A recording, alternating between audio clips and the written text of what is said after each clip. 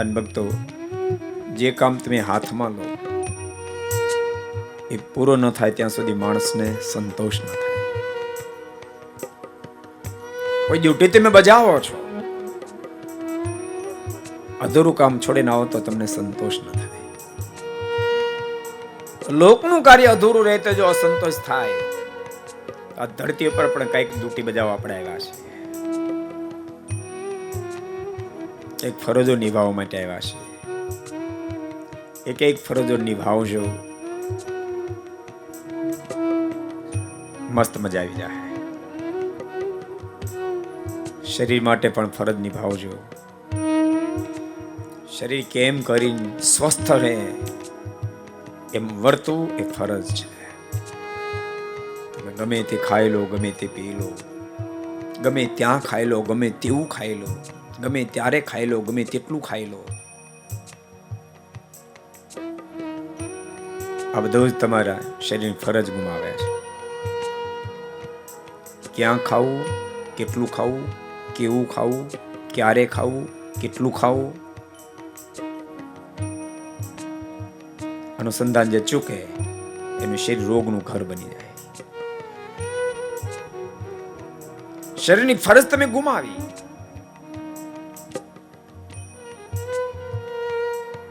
એટલે તમારી મોજ મારી જાય.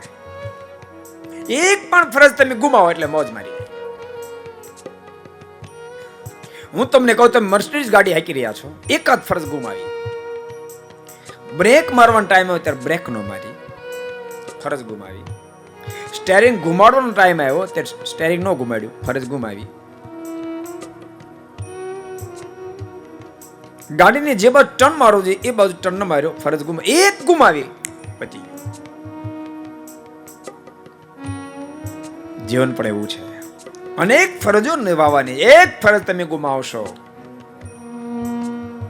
મોજ મારી જાય. શરીર સ્વાસ્થ્ય એ ફરજ છે. ને તો હું તમને એમ કહું, માવાને અને ભગવાનને હું લેવા દેવા? તમે માવો કોણ, ભગવાન રાજી નો થાય? સીધી વાત છે. કનેક્શન ખરું કઈ છે? તમે તમારું સ્વાસ્થ્ય ગુમાવશો. સ્વચ્છ મન રાખવા માટે સ્વચ્છ જીવન બહુ જરૂરી છે. તમે માવો ખાતા હતા, એમાં ઠાકોરજી વાંધો નહોતો, પણ માવો ખાતા તમારું મન એને આધીન બની ગયું. અંતે માળા કરતા હશો, પૂજામાં બેઠા હશો, કથામાં બેઠા હશો, દેહાઈ બેહશે, મન માવામાં રમશે, તમે ફરજ ગુમાવી.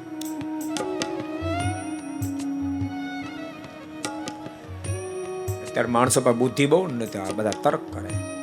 શાસ્ત્ર જે વાતનો નિષેધ કર્યો છે એ નિષેધ જ હોય. આ ન કરું તો ન જ કરાય. અનભૂલતા નહીં, કરવાનું ઘણું છે, ન કરવાનું ઘણું છે. કરવાનું થોડુંક ઓછું થશે ને તો પોસાશે, નહીં કરવાનું તો નહીં જ કરતા. કરવાનું નહીં કરો તો જ્યારે સંકલ્પ થાય તેમ પ્રારંભ કરશે, ફળની પ્રાપ્તિ થશે. અહીંથી તમારે ભાવનગર જવું હોય, હાઈવે ઉપર ગયા પણ તમે હાલ્યા જ નહીં, તેમ તે ઉભા રહ્યા. જાવું જ ભાવનગર તો નુકસાની જશે. પણ ભાવનગર જવું છે એટલે ભાવનગર સાઈડ હાલવું જોઈએ, અને તમે રાજુલા સાઈડ હાલવા મળો તો 10 કિલોમીટર કાપી નાખો. નથી હાલવાની હાલ્યા, જેનો હાલવા તો ન હાલ્યા, ઉભા રહ્યા. જો હાલવાનું હતું, જે જગ્યાએ જવાનું હતું, જે રસ્તો કાપવાનો હતો એ રસ્તો ન કાપ્યો, ત્યાં તે ઉભા રહ્યા.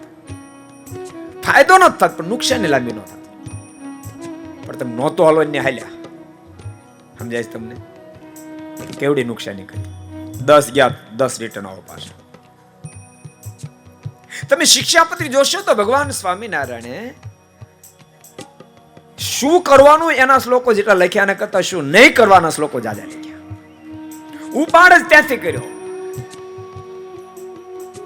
સંબોધન પૂરું થયું અને પહેલો શ્લોક જ નહીં કરવાના પ્રારંભ કર્યો. કશ્યપી પ્રાણોનો હિંસા નૈવ કાર્ય ધર્મામ કહી સૂક્ષ્મ યુકા મત કોણાદેરપી બુદ્ધ્યા કદાચન. મારો આશ્રિત ક્યારેય પણ જો માકડ ચાંચડ જેવા નાના જીવ જંતુ પર હિંસા ન કરે.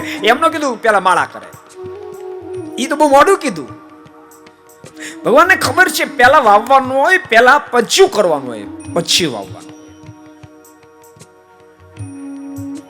ભૂલતાની તમે કરવાનું નહીં કરો ને તો ગઢાણ નહીં થઈ જાય. એમ પાકી ને પણ ગઢાણ નહીં થાય. પણ નહીં કરો ને તમે કરશો તો બાપ જીવન ગઢાણ જેવું થઈ જાય, ગઢાણ જેવું થઈ જાય. એમાં વાવવા જાઓ ને તો બાપ તમારા દાણા ફેલ થશે. જીવનમાં અનેક કૂટ એવું થઈ જીવન તમે ભરી દેશો, પછી કદાચ તે માળા ફેરવા જશો તો માળા મન નહીં લાગે, મંદિરે જાશો તો મંદિરે મન નહીં લાગે, કથામાં જાશો તો કથા મન નહીં લાગે, સત્શાસ્ત્ર વાંચો બેસો તો સત્શાસ્ત્ર મન નહીં લાગે. અને પછી તે વાતો કરશો, આ બધા ગપ્પા મારી ગયા ઋષિ મરશો. તમે મંદિર જાઓ, માળા ફેરો મજા આવી જાય, કથા મેં ખોટી વાત, બધું સાચું, આપણે ખોટા. બધું સાચું, જે લખ્યું એક શબ્દ સાચા છે, આપણે ખોટા છે. ફરજ નિભાવો. કોઈને નહીં હોય વ્યસન, પણ જો તમારે સુખની ચાવી જોતી હશે તો શરીરથી પ્રારંભ કરો. ભગવાન સ્વામિનારાયણ ત્યાં સુધી લખ્યું, નહીં ખપતી વસ્તુ તો ન ખાવી, નહીં હદતી વસ્તુ ન ખાવી. સમજાય? નહીં હદતી વસ્તુ ન ખાવી. અમુક ને ખબર હોય કે તરત જ મારે નાવા દેવું પડે તો મારો ભજીયા છોડે નહીં. બોલો, હાજી બહુ ભૂંડો છે. મૂકે નહીં તો બોલો ભજીયા ન મૂકે.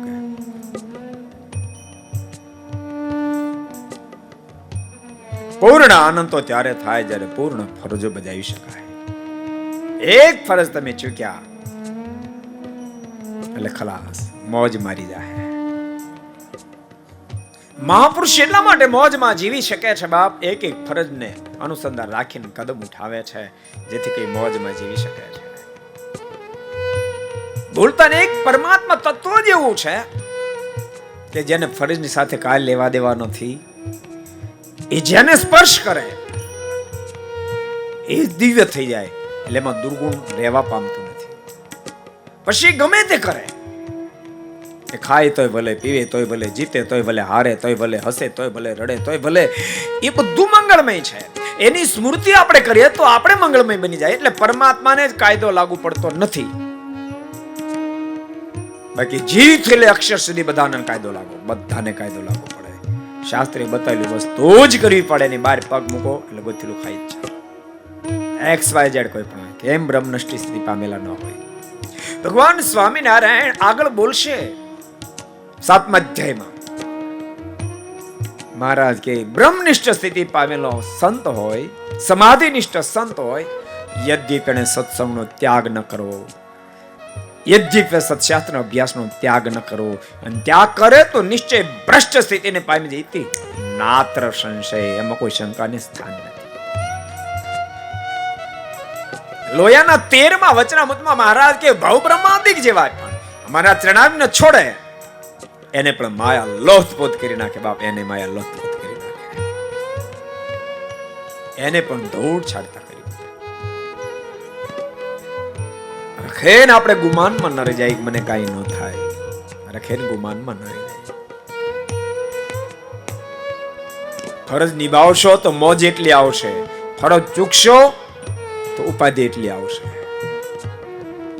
મોજને માણવી કે ઉપાધિનો સ્વીકાર કરો એ સ્વયં પોતે વિચારવાનું છે. રામાનંદ સ્વામીને મોજ માતી નથી, મરવાની મોજ. તમે કલ્પના તો કરો, માણા માંદો થયો ને જરાક દવા લાગુ પડી જાય, માણસ મોજમાં આવી જાય, હાજો થઈ જાય. હાજા થાય ને મોજ માણનાર તો દુનિયામાં લાખો કરોડો મળે, પણ બાપ મરવાની મોજ તો કોઈ મહાપુરુષ જ માણે. મરવાની મોજ તો કોઈ મહાપુરુષ જ બધા ન માણી શકે. મરવાની મોજ છે. કેમ બાપ મરવાની મોજ? ફરજ નિભાવી. અનેકો ફરજો હતી. સામાન્ય જીવનમાં અનેક ફરજો. શરીર માટે ફરજ, પરિવાર માટે કઈક ફરજ, સગા સંબંધીઓ માટે કઈક ફરજ, સમાજ માટે કઈક ફરજ, સંપ્રદાય માટે કઈક ફરજ, રાષ્ટ્ર માટે કઈક ફરજ, હિન્દુ ધર્મ માટે કઈક ફરજ, આ બધી ફરજો નિભાવી. ગુરુ રામાનંદ સ્વામી બધી ફરજો નિભાવતા નિભાવતા મુખ્યની ફરજ હતી એક, જાઓ ઉદ્ધવ ધરાવ પર, હું પાછળ આવું, મારી પહેચાનને માટેના પટ બાંધી દો, હું ખેલવા આવીશ, ડૂગ ડૂગ વગાડીને પટ એવો તૈયાર કરો, હું ખેલીશ. અને ગુરુ રામાનંદ સ્વામી એવો પટ બાંધ્યો, એવો પટ બાંધ્યો. હજારો લોકોને હા પડાવી દીધી. સત્સંગ વિના મુક્તિનું કોઈ માધ્યમ નથી, સત્સંગ કર્યા વિના મોક્ષ સંવિત નથી. એ તો માણસને સાધનનો અહંકાર હોય. મેં ચાંદરાડી કર્યું, મેં ધારણા પારણા કર્યા, હું 1 મહિનો એક પગે ઉભો રહ્યો, એક પગે 1 મહિનો આખી જિંદગી ઉભો રહે જીવાત્મા, તો બાપ સત્સંગ કર્યા સિવાય, ધર્મનું આચરણ કર્યા સિવાય, પ્રભુમાં પ્રેમ કર્યા સિવાય મુક્તિ સંવિત નથી. બાપ મુક્તિ સંવિત નથી. શા માટે એક પગે ઉભા રહ્યો? ઠાકોરજી 2 પગ આપ્યા, એ 2 પગે તમે એવું કામ કરો, ચાલતા ચાલતા ડગલે ડગલે પ્રભુનું નામ લેતા લેતા યાત્રા કરી આવો ને. હુકમ એક પગે ઉભો રહ્યો? જાઓ ચાલતા ચાલતા ગઢપુર દર્શન કરી આવો, વડતાલ દર્શન કરી આવો, દ્વારકા દર્શન કરાયો, ડાકોર, જ્યાં તમારી નિષ્ઠા, જાઓ પ્રેમથી ચાલતા ચાલતા દર્શન. એક પગે ઉભા રહીને શું અર્થ છે? શું અર્થ? ભક્તો, શાસ્ત્ર માત્રમાં મૌનની બહુ મોટી મહત્તા કીધી, અતિ મહત્તા કીધી. શાસ્ત્ર ખોલો, મૌનની મહત્તા ના કરતા પરમાત્માને હરિગુણ ગાવ એ અધિક મહત્તા, અધિક મહત્તા. મૌન કરતા શ્રેષ્ઠ.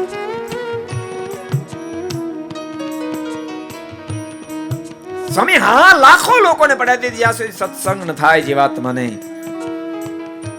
ત્યાં સુધી મુક્તિની આંખ ક્યારે ખુલે જ નહીં. મુક્તિની આંખ ન ખુલે. સત્સંગ કરવો પડે. 18,000 શ્લોક દીનાનાથ ભટ્ટને કંઠસ્થ હતા. ભગવાન સ્વામિનારાયણ પાસે આવ્યા, મહારાજ વિદ્વાન જાણીને આવકાર આપીને આગળ બેસાડ્યા, પ્રશ્ન કર્યો, ભટ્ટજી મેં સાંભળ્યું તમે બહુ વિદ્વાન છો. તે તો બોલવા માંડ્યા, હા 18,000 શ્લોક કંઠસ્થ કર્યા, ગીતાજીના તમામ શ્લોકો કંઠસ્થ, આટલું આ કંઠસ્થ, આટલું આ કંઠસ્થ, આટલું આ કંઠસ્થ. ભગવાન સ્વામિનારાયણ પ્રશ્ન કર્યો, દીનાનાથ 18,000 શ્લોકમાંથી કયા શ્લોકને અનુસરો અને મુક્તિમાં કચાશ ન રહી, એ શ્લોક ગોત્યો? વર્ષો વળી ગયો, માલિક એ શ્લોક નથી ગોત્યો. ભગવાન સ્વામિનારાયણ ગોતીને 2 શ્લોક આપ્યા. પ્રસંગ મજરમ પાશ માત્મન કવ્યો વિદુ સ એવ સાધુ સુકૃતો મોક્ષ દ્વારમ અપાવૃતમ. જ્યાં સુધી આ દેહમાં જે પ્રીતિ છે, દેહના સંબંધની જે પ્રીતિ છે, એ ભગવાનને, ભગવાન એકાંતિક સંતમાં જ્યાં સુધી પ્રીતિ ન થાય, ત્યાં સુધી દીનાનાથ મોક્ષનો દરવાજો ખોલો ન થાય, ભાગવત ધર્મનું પોષણ ન થાય. જે શ્લોકને ભગવાન સ્વામિનારાયણ પ્રથમના 54મા શ્લોકમાં ટાંકી લીધો. બીજો શ્લોક લખ્યો, યશાત્મ બુદ્ધિ.